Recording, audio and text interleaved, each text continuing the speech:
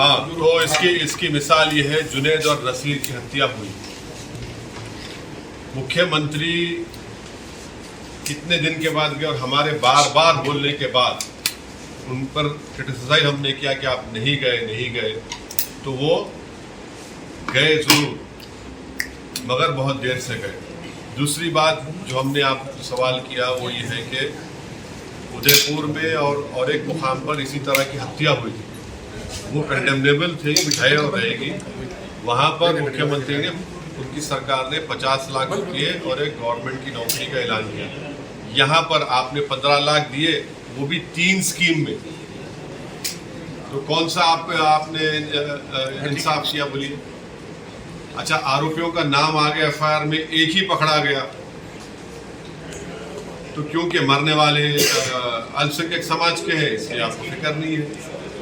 सरकार आपकी, पुलिस आपकी, मगर आप पकड़ नहीं सक रहे हो लोग। दूसरी बात यह है कि जो बजट है अल्पसंख्यक समाज का, हमने क्रिटिसाइज किया था कि 99 करोड़ सा, तो फौरन मीडिया रिपोर्ट किया कि ओवैसी के बोलने के बाद मुख्यमंत्री की सरकार जो है उस पर एक्शन लेगी, और जो भी किया बढ़ा दिया, उसको बढ़ाकर 400, 550, 450 करोड़ कुछ के हिस्सा किया। वहाँ पर अल्पसंख्यक समाज के मंत्रालय को इस साल जो बजट मिला है वो 2000 करोड़। यहाँ पर इन्होंने ऐलान किया कि 8 स्कूल बनाए जाएंगे। पिछले बजट में भी कहा था कि 6 स्कूल, हॉस्टल कहीं नजर नहीं आता हुआ। जिस प्रदेश से हम आते हैं तेलंगाना में, वहाँ पर हमारी पार्टी के रिकमेंडेशन के ऊपर वहाँ की सरकार ने 2015 में टिम्ब्रिस नाम की एक स्कीम शुरू की, जो रेजिडेंशियल स्कूल माइनॉरिटीज के लिए खोले गए। आज आप जाकर देख लीजिए, उसमें 60,000 से ज़्यादा मुस्लिम बच्चे और बच्चियां उन रेजिडेंशियल स्कूल में पढ़ रहे हैं। क्लास 6 से लेकर क्लास 12 तक फ्री में एजुकेशन, फ्री में कपड़े और खाने का इंतजाम, गर्ल्स का स्कूल अलग, हॉस्टल अलग, बॉयज़ का अलग। इसको बोलते ताकत।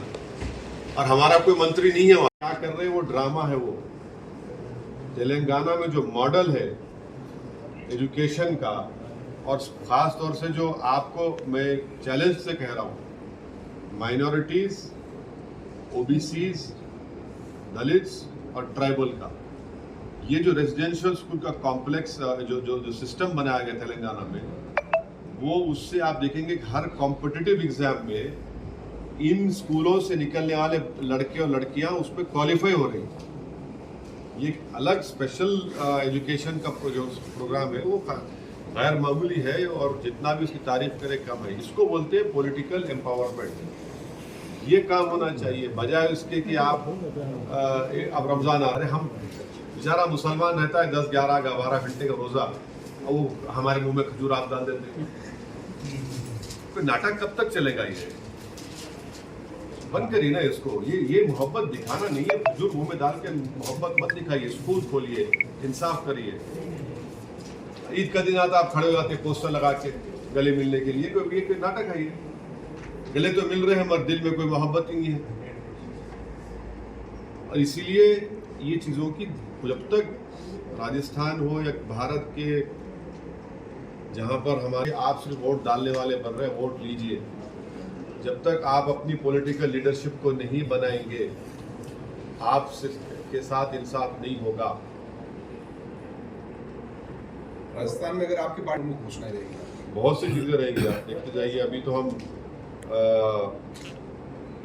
मार्च 26 तारीख के बाद, जैसा मैंने कहा आप लोगों को, हम लोग एक स्टडी करवाए हैं एक्सपर्ट्स के साथ, वो रिपोर्ट आएगी।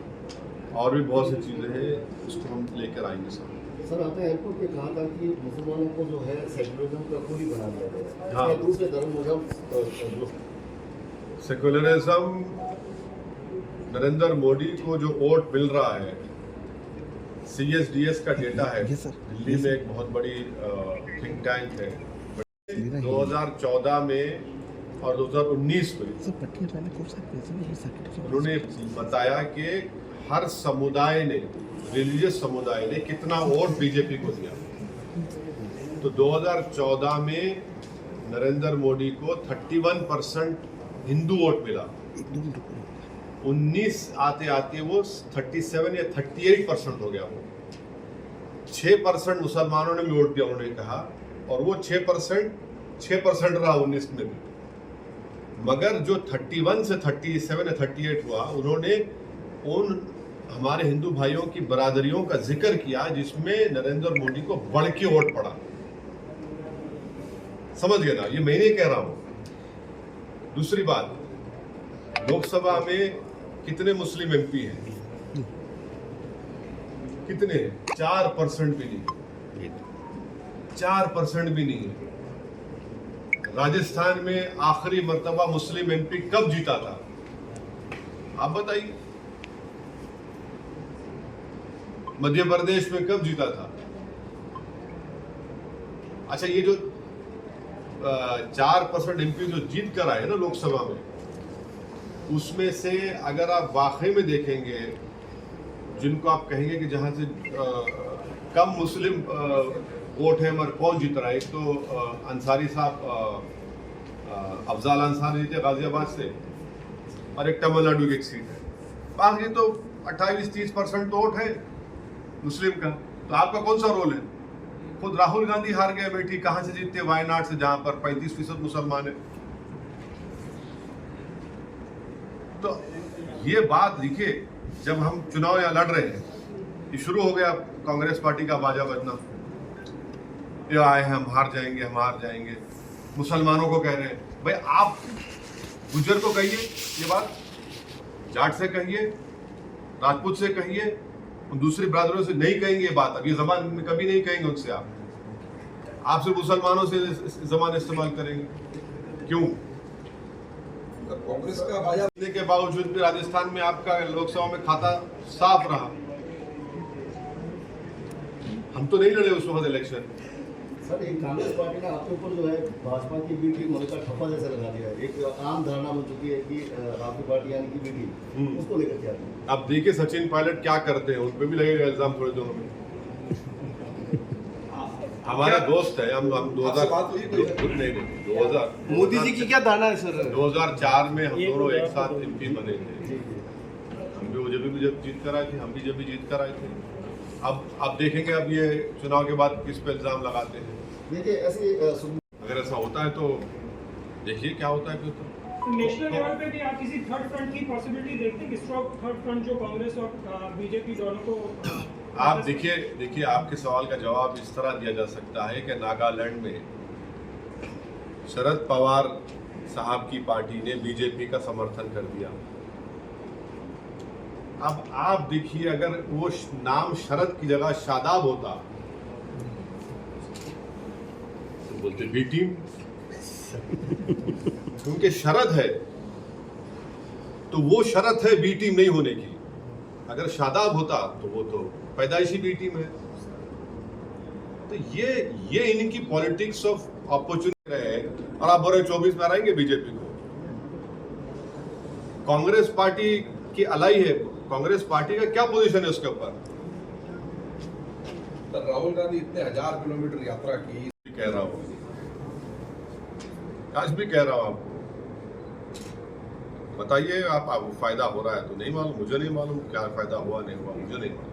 अल्पसंख्यकों को लेकर और एक का आपके साथ हाँ ये भी थे। उन्होंने सवाल किया था, आपने उसको सेकंड किया। मैं दोनों का जवाब डिटेल जवाब रिपीट मत करना। आपने दोबारा पीसी रखी है। आप किसको मान रहे हैं कि आपका मुकाबला किस? तो मैं पिक एंड चूज नहीं कर सकता हूँ किसी को। मुकाबला सबसे होगा। लीडिंग में तो अरे मुकाबला सबसे होगा। मुझे जीतना मेरा मकसद है, किसी को हराना या मेरा हारना मेरा मकसद, जीतना मेरा मकसद है। सबसे मुकाबला करेंगे।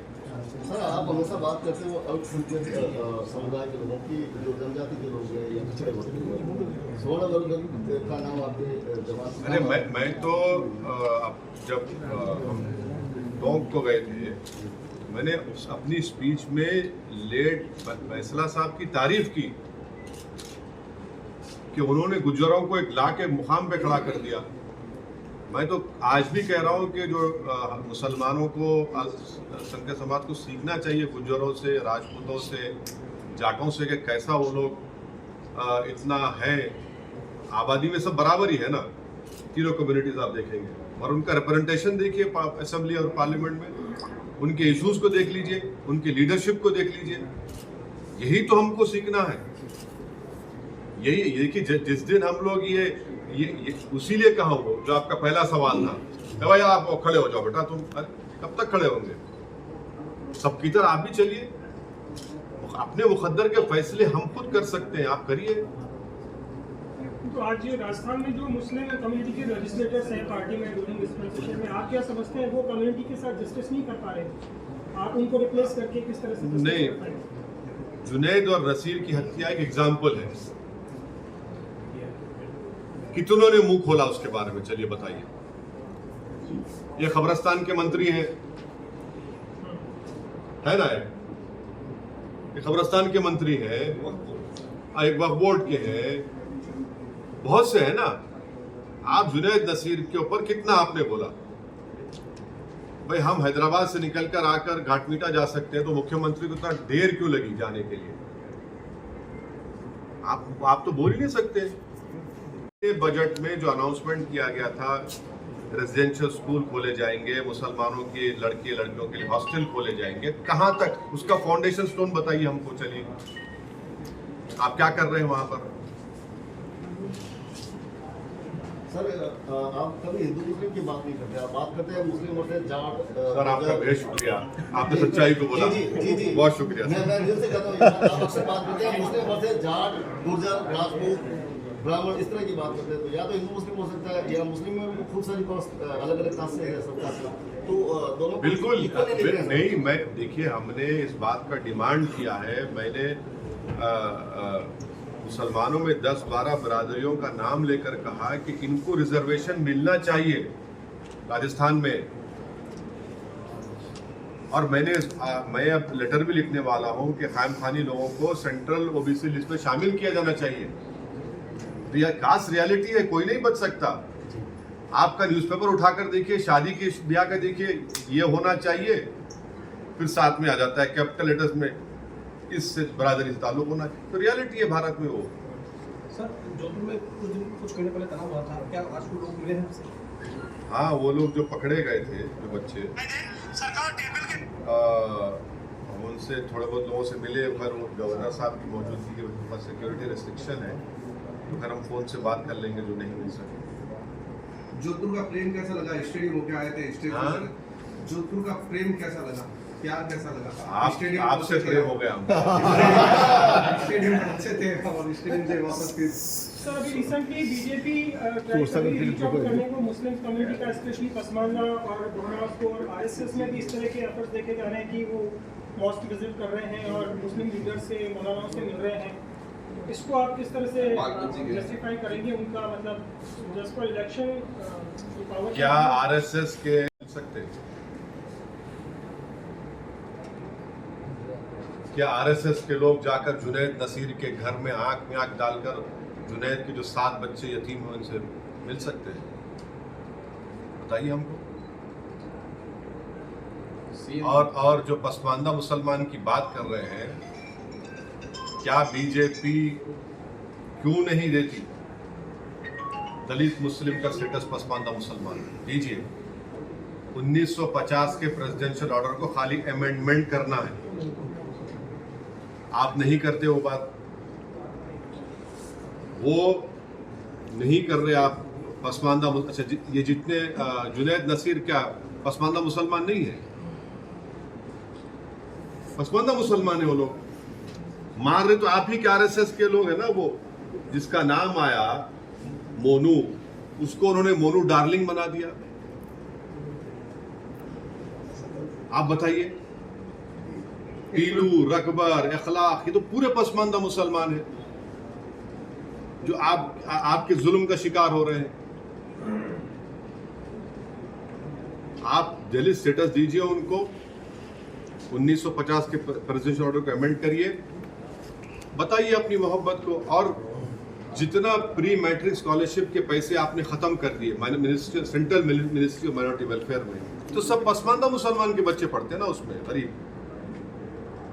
मौलाना आजाद फाउंडेशन पूरे पसमानदा उसमें, आपने पूरी स्कीम को ही खत्म कर दिया। तो कौन सा आप मोहब्बत की बात कर रहे हैं? ये तो सिर्फ दिखावा है, नाटक है। ये गल्फ कंट्रीज को दिखाने के लिए कि हम कर रहे हैं, वो है इनका। डोमेस्टिकली आपका जो गवर्नमेंट का जो बजट है उसमें आपने 40% कम कर दिया। बताइए, 40% आपने बजट कम कर दिया। अच्छा, मदरसों को जो पैसे दिए थे आपने उसके पैसे घटा दिए पूरा। फिर आप बोलते हैं मैंने मदरसों में शिक्षा में साइंस पढ़ाएंगे, मैथ्स पढ़ाएंगे, वो करेंगे। अरे भाई, आपकी बजट की स्कीम में आपने पूरे पैसे घटा दिए उसमें, तो झूठ बोल रहे हैं लोग, हमेशा झूठ बोलते थे। इनका जो बजट है उसको सामने रख के देख लीजिए आप। हमको एक मैसेज और उसको ट्विटर में डालेगा तो। हाँ, ट्विटर पे डाल दें। सर कुछ आगे से मिलिए सर, मोटे तौर पर होती है तो उसके लिए एक संगठन, तो क्या आपका संगठन ढांचा जो है पूरे स्टेट में, चाहे जिलाध्यक्ष है, देहात अध्यक्ष है, या कोई इस तरह का संगठन अब कब से काम करना शुरू कर देगा? ये एक ऑनगोइंग वर्क है और इस पर वर्क हो चुका है, हो रहा है। और ये आप बिल्कुल बात सही कह रहे हैं कि बगैर संगठन के हमको कामयाबी नहीं मिल सकती। हम बार बार हमारे पार्टी के जिम्मेदारों को इम्प्रेस कर रहे हैं कि अगर आप ये समझेंगे कि सभा कर देंगे और पब्लिक आएगी और वो जिंदाबाद हो जाएगा, नहीं होगा। जब तक ज़मीन पर हम लोग अपने प्रेजेंस को नहीं पैदा करेंगे उसी वक्त हमको कामयाबी मिलेगी। और उसी के ऊपर हम बोल रहे हैं, मेहनत कर रहे हैं सब, और उसी पर और मेहनत करने की जरूरत है। आज से सैकड़े मुख्यमंत्री के घर से नहीं, टॉक से कर चुके हैं, शुरू हो चुका है। एयरपोर्ट से पूछा था आपसे कि वैसे तो लोग कहीं से भी शुरुआत कर सकते हैं, तो सरदारपुरा विधानसभा से ही शुरुआत, कोई खास मकसद या कोई खास मैसेज? वो चीफ मिनिस्टर कॉन्स्टिट्यूंसी है, आप जहाँ जाके आए हैं। पूरे राजस्थान में चर्चा का विषय बना हुआ है। सब एजेंसियां हैं जो इसी के लिए यही क्यों आए? चलिए, एजेंसियों को तो काम पे तो लगा दिए हम, काम पे तो लगा दिए ना। हम जुनैद नसीर के घर को गए, यहाँ पर भी आ गए मुख्यमंत्री के।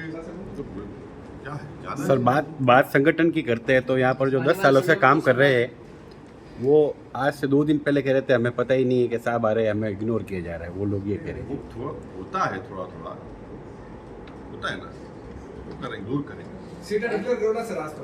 हाँ, आपके लोगों में नहीं, आप नमाज के साथ ये सुनिए मेरी बात। जोहर की नमाज जो है 12:30 बजे अज़ा ही नहीं हुई थी। अगर हम वहाँ बैठे रहते तो अज़ा के शायद 1 बजे, पौने 1 बजे, इसलिए निकल कर आ गए ना। 12:30 बजे जाकर कैसा बैठेंगे? चीज़ नहीं है। तो प्रस्तावित जनसंपर्क का कार्यक्रम भी था, वो भी नहीं हो पाया। जनसंपर्क का भी कार्यक्रम था। अभी जा रहे हैं, अभी जा रहे हैं।